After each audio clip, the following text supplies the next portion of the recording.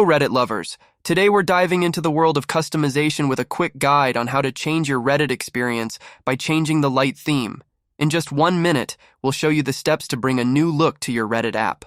Let's get started. Start by launching the Reddit app on your device and signing into your account. Make sure you're using the latest version of the app to access the latest features. By opening the page, look for your profile picture in the upper right corner of the screen. Click on it. In the drop-down menu, find the Settings option, which is usually represented by a gear or 3 vertical dots. Click on it to access the Settings menu.